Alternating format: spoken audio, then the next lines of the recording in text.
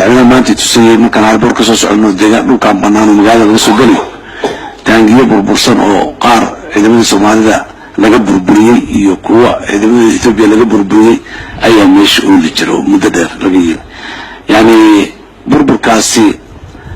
نبعثين ودك جالسي والله قالنا يا دك تشوفوا يشوفها صومالي إثيوبيا واحد لسان عمل هذا عيد مدى أفريقيا كأيمدو كوا وعوق بدن يا دلك لا دلك كتير خاصة ولو الصومالية مركز تاسي وحي كانت إذا مركز بسيط لو سعد بربركي كانت بربركي عاتن الحمد لله وكلمت بربركي أنه وين يديرين سكول كانوا دقيقة maxaan ku yiraahdaa colaadaas hadda taariikhdan ka sheekeynayna iskuulaadka lagu baranayay waxay ahayd annagoo yaryaro oo dadka Soomaalida iyo Itoobiyaanka intaba waxa loo dhigi jiray dal Soomaaliya ay leedahay iyo dad Soomaaliyeed oo gumaysi ku jira oo in la xareeyo u baahan ayaa jiray dabcan dhinacan cadaawadaas oo kala ka jirtay dadkii markaa nolol adag deegaanka dadka ku nool nolol adag ku noolaayeen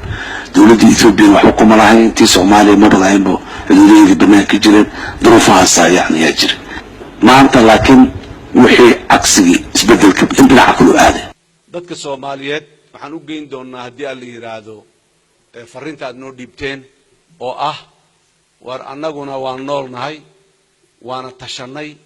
waana qurxoonnahay horumar wanaagsan iyo dadnimo wanaagsan waan ku tilaabsanay Soomaaliyana sidaas oo kale aan la jecelnahay hadii aan nahay dadka iyo dawladda deegaanka iyo hadii aan nahay dadka iyo dawladda Ethiopia ba fariintaas ah oo aad noo dhiibteen waan gaarsiinaynaa shacabka Soomaaliyeed hadii aan la yiraahdo wiilasha shalay nala soo tusay dhowrka sano duurka ku jiray ayagoo raameystay oo maxaa uu ku daa injirtu ku baxday intaasoo nolol xumaa ay u sii dheertahay dambiga ay galayaan iyo walaalkooda ay dilayaan iyo maanta siday u nool yihiin nolol qurxoon nadiif ah cibaadadeeda wadata mustaqbal leh hantiilayaal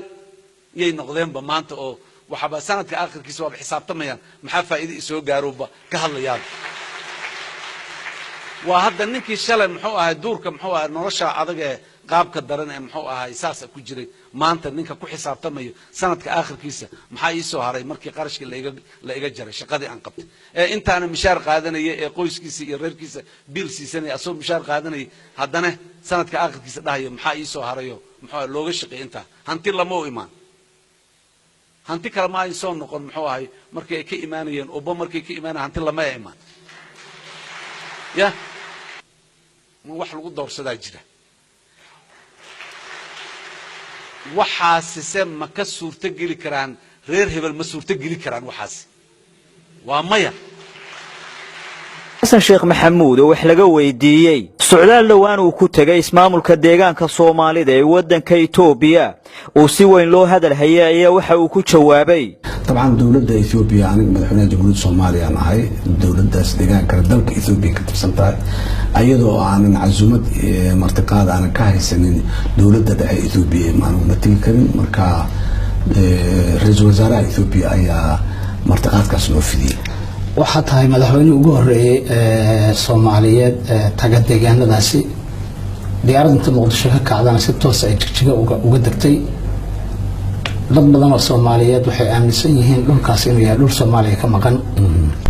sawir aankee oo siyaasadeed bay bixin kartaa socdaalkaaga maadaama markii ugu horreysay ku tagtay hal mid oo mabda ah inay caddaha rabnaa dadka noloshooda ciddi carqaladeynaysa cudurdaar ma laha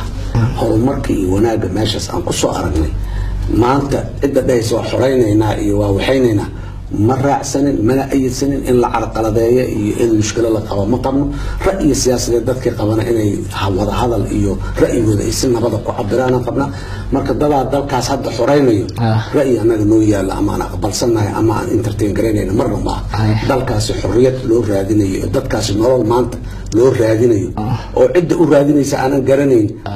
ninka waxaad ka fiican tahay loo raadiyaa waxaadan adiguba kala fiicnayn looma raadin karo marka deegaankaasi horumar weyn oo lixaad laha ka muuqdo